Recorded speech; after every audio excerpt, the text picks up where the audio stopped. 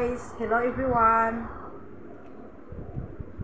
Welcome to our channel. Sa mga gwapa o gwapo kong mga lalabs all over the world, hi po sa inyo. Kagabi po nag chicken barbecue.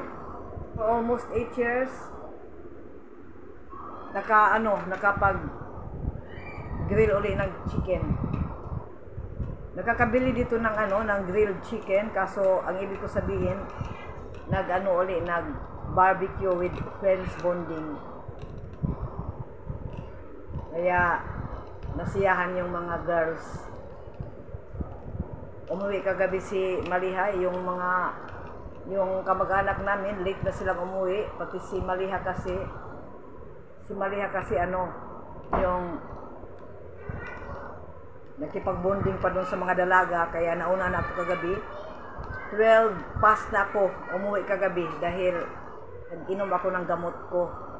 Si Maliha 1 AM na sila umuwi kagabi kasama yung mga aunties niya, pinsan niya. Kaya ganoon. Masarap din dahil yung kapartner noon, anong pangalan noon? Yung kapartner roti. What is partner doon sa namin kagabi with naan roti. Ang pina-partner doon sa chicken grill barbecue. Each of us, we got 2 naan each of us.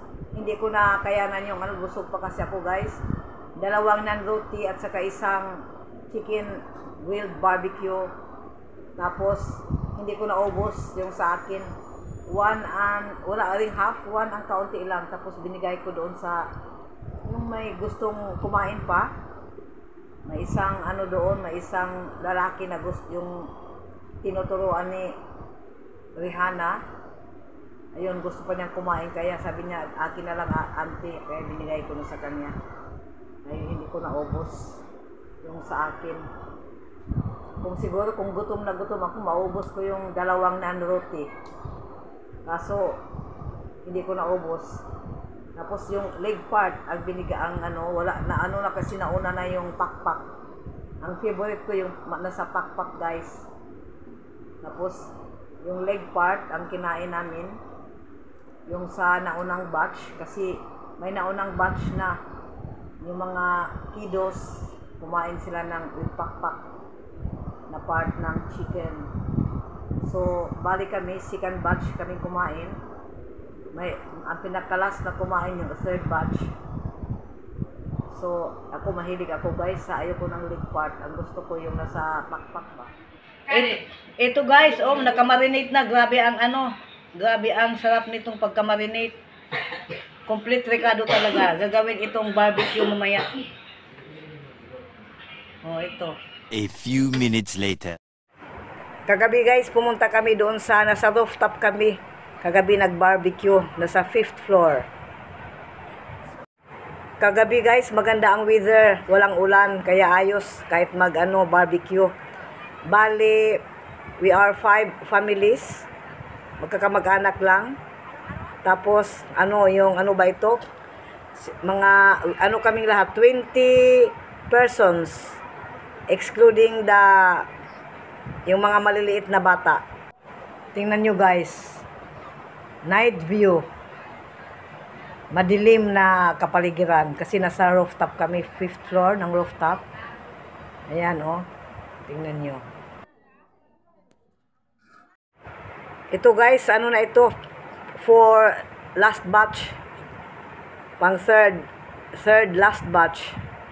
Ininit na nila yung dahil lumamig na yung naan roti. Malamig na, kaya ayun, pinaiinit na nila para masarap kainin guys pag mainit ang naan roti.